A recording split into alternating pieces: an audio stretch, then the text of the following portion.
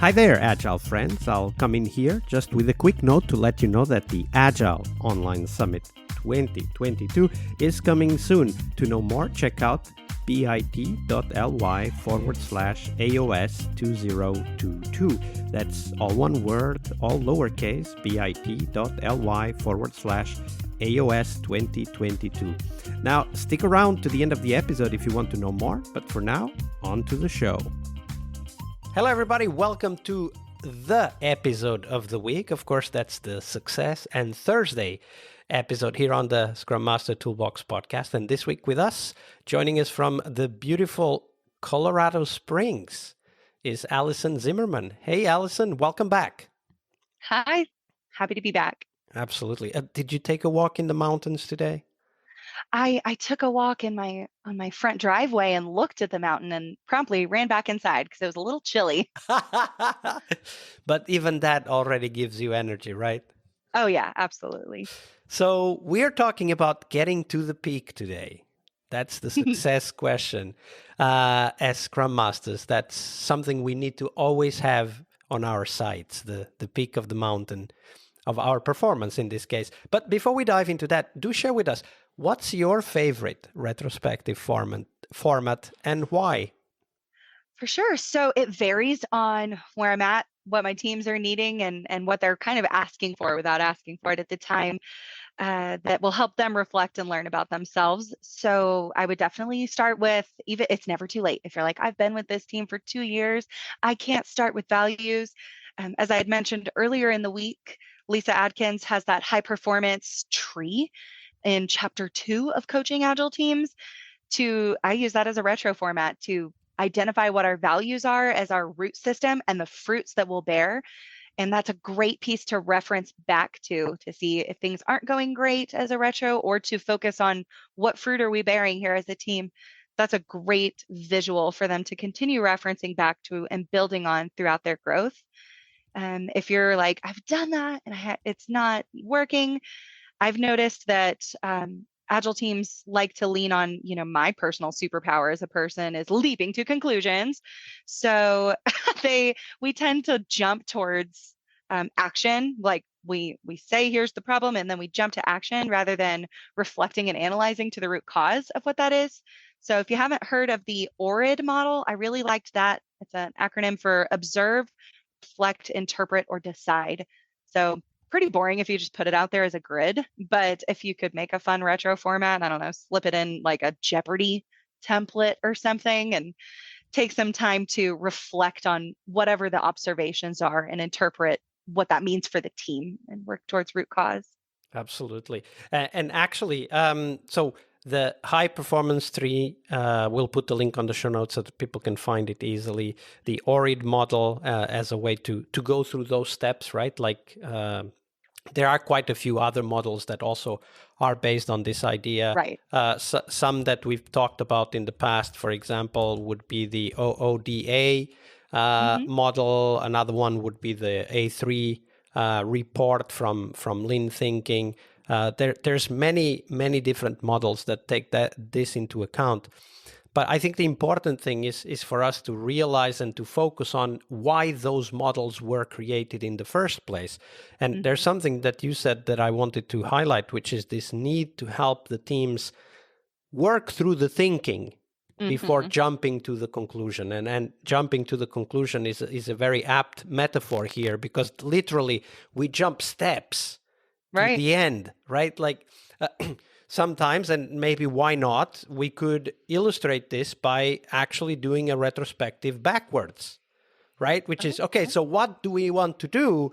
And then try to work backwards to the symptoms that led us to jump to that conclusion, and then ask, okay, now that you actually know what you want to solve, is the action still valid, right?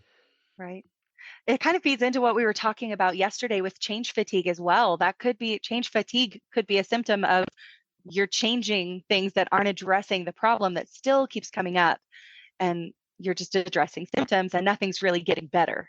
Yeah, it's like what was that? I think, is it Alice in Wonderland, the Red Queen effect? You have to keep on running just to stay in the same place. And that's what happens when you change so many things without understanding what you're trying to achieve, right? Like yesterday in the change leadership episode, we were talking about the importance of understanding the context and then figuring out, okay, so did I observe the right things? Are these the important things for you as a team? Am I getting the right conclusions? Do you get the same conclusions from this observation? And this process, which, I mean, you can reverse it, but if you skip it, there's a big chunk of knowledge that is lost. And it's not by chance that my own favorite go-to format for this kind of thinking and reflection is the A3 format. I'll put the link in the show notes for that, but everyone's got a different one. But I think that the key, the aspect that you bring up that I think is really key for us as Scrum Masters is that even if people are tempted to jump into conclusions, just go through the thinking process anyway, because you can start from the conclusion and then walk backwards to the symptoms and the actual problem or root cause. But so true. Doing that thinking is so important. My mentor, one of my mentors, when she catches me doing these kind of things, she goes, yes, what else could be true?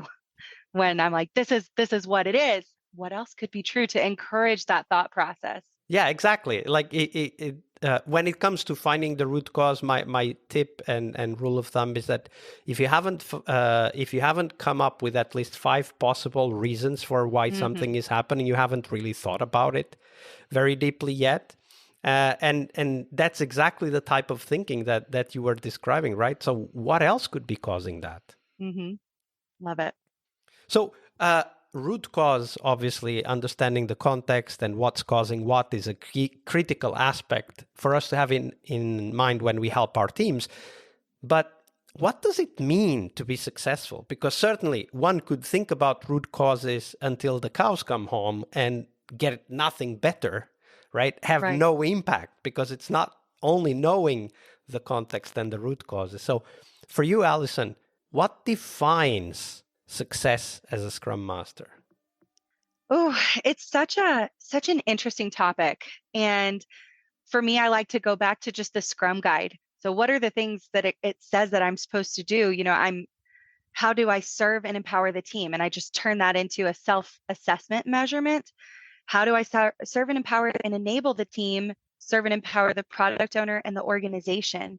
And an important one too is, how am I growing myself so I can best serve? So these are some of my, if I were to break up measuring success, I'd break it up into those themes. So even just as a teacher, making that transition to be a Scrum Master and understanding success was actually pretty easy, because I can't do the work for the kids as I'm teaching, right? When they have their big state assessments that come in, I can't take it for them. And, I really like watching basketball, and I notice the coach while they might run along the side of the court, they're not jumping in playing. You prepare and coach and practice and enable and empower your team and your system, and then you send them forth on their way to execute everything you've been practicing. And, sometimes you call a timeout, bring them in and go through, what to adjust, but success is really in their hands. And I define my success by not by theirs, but how well did I enable them and how well do they recover from failure? So an interesting thing that I've been talking about with some of the Scrum Masters in my community right now is an anti-pattern, really, where some of the Scrum Masters feel really uncomfortable. They're like, I cannot allow my teams to fail. So I'm like, are you successful as a Scrum Master then? Where's your level of comfort with this? So what I'm looking for is, am I saving them from failure, or do I let them learn and help them guide throughout their learning and having, touch bases to readjust? If I think about gymnasts, right, and allowing those teams to fail, they have to learn how to fall safely. If I think about Simone Biles, she is the greatest of all time. I got to see her at the Simmons Leadership Conference. Oh, it was amazing. She's the best in the world and has absolutely fallen off of everything and had failure before. Yeah, you can't actually be the best in the world without falling off. No, right? And that's a tenet in teaching too. You scaffold learning. So here, I'll do a mini lesson with you. I'll coach you through a little bit, but if we're thinking about itty bitty little baby gymnasts, they have that little squishy ball pit that they can fall into, or whatever, the foam pit. And as they get, better, there's those squishy mats under things, so that when they fall, there's still some protections to prevent major injury. And so we have to learn and coach our teams how to fall safely too. How do you fall safely and gracefully get back up and keep going to help become the most high performing team and you to can? be resilient, right? Like I Right. remember teaching my oldest to draw, and I remember him being extremely frustrated, so frustrated that he threw the book I had bought him against the Oh, wall. big And feeling. and at that time, of course, I mean I didn't shout at them or anything. I just Right. patiently picked up the book and I said, look, if you want to be good at this, you have to be okay with being bad at it first. And Right. that's actually a very important part for us as Scrum Masters, right? Like not wanting to let my team fail is a search for safety. But Right. actually, we need to be, at some point, we need to be very uncomfortable in order to get to be a great Scrum Master, because you can't be a great Scrum Master if you can't help a team recover from failure or Scrum manage the values, right? impact of Openness and failure. courage. Correct. You have to tell them too, it's okay to be open and courageous and saying, I'm really uncomfortable with this. And this doesn't feel safe, but let's do this. It's If okay you to, guys feel that this is the right. best way forward. Yeah. I trust you. Yeah, exactly. There's we have an episode with David Marquette, and he talks about describing your intention. So as a leader, if somebody tells you an idea that you go like, nah, I don't like that, instead of saying I don't like it, you can ask, so what's your intention with that action? Right? So what do you think will happen? What do you intend to do? And this intention language is very powerful because first it empowers the person, right? You're not challenging what they shared. You're helping them explain it to you in a way that you can understand, right? Yeah. And once you get that intention, you don't say that's the wrong intention. You say, okay, but have you considered X? Have you considered Y? Right. And then they iterate their thinking, right? And you know, very often professional people have considered all of those things. Yeah. And they still And want to do it. And that's okay. That's part of our success, though. Like that's a measure of success that we should document. Hey, I had the courage to have this conversation because we are supposed to empower and educate the organization as a whole in an agile fashion.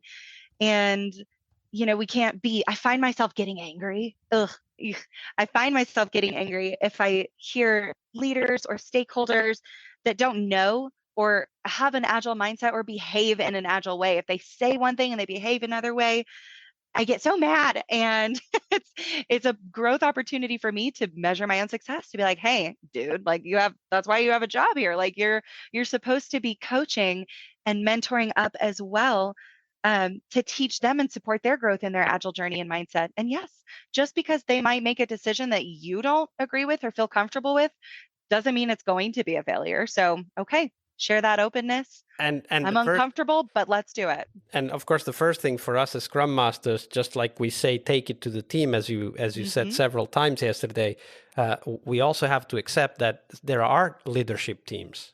Yeah. And we should be Scrum Masters to them too, even though we are not assigned as their Scrum Masters. Right. And some leadership teams would benefit greatly from having a Scrum Master. But we are not their Scrum Master, at least we haven't been asked to do it.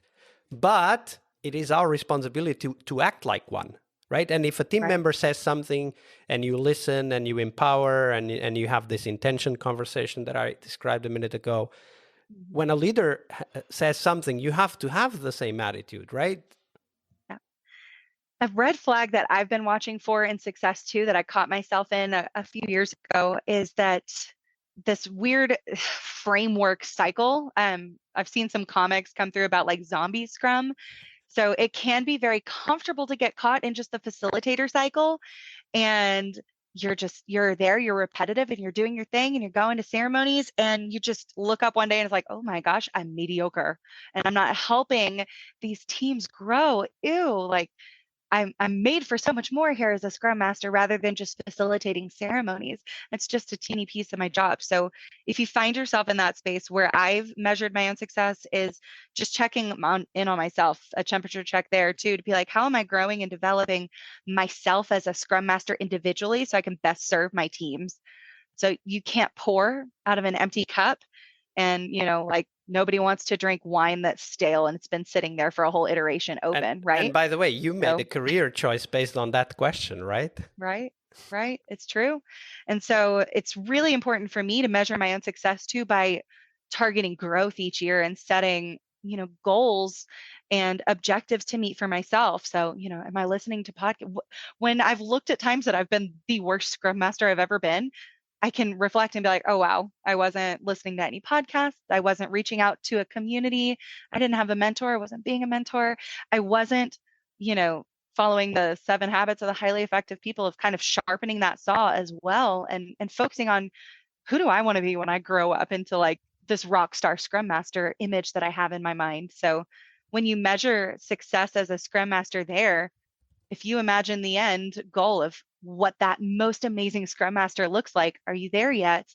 And if you could wave a magic wand, what would be different, and start working towards those iterative improvement goals for yourself? And by describing that, you also just displayed what I think is a characteristic of success for Scrum Masters, that we have the ambition to be more, to help others, right? We're always seeking for better. And we also need to be that example for the teams. And I think you just showed what that looks like. So thank you for that, Allison. Yes, sir. Thank you. Hi there, Agile friends. Thank you for sticking around to know more about this year's Agile Online Summit. The summit will have 4 keynotes and 4 tracks you will not want to miss.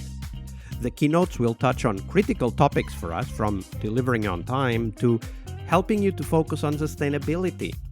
The 4 tracks are tools, so we'll focus on tools you need to excel at your job, but also your mission. We'll also have a track on sustainability, which is, of course, about people and their sustainable pace, but it's also about how do we bring sustainability to the products and the planet we inhabit. We'll have a 3rd track about happiness, talking about doing what we love and, most crucially, loving what we do. And finally, the 4th track will be live. It will be mostly hands-on sessions to help you roll up your sleeves together with the presenters. Oh, and we will also have a coaching clinic, as we usually do, organized to help you discuss and get inspired to solve the hardest challenges you face at work. This year, we'll have a special emphasis on interaction with your peers, so get your ticket and join the Slack at bit.ly/AOS 2022. As always, we have free tickets for anyone that wants to attend live, and the VIP tickets for those of you who want to keep the videos forever. So check them out at bit.ly/AOS 2022. I'll see you on the conference floor. Part of a successful Scrum Master job is to help the product owner. Tomorrow we explore that critical role in Scrum, the product owner role. Tune in to learn about product owner anti-patterns, what you can do to help the product owner, and a real-life example of what a great product owner is and what made it so. Tomorrow on our Friday Product Owner episode. See you tomorrow. We really hope you liked our show. And if you did, why not rate this podcast on Stitcher or iTunes? Share this podcast and let other Scrum Masters know about this valuable resource for their work. Remember that sharing is caring.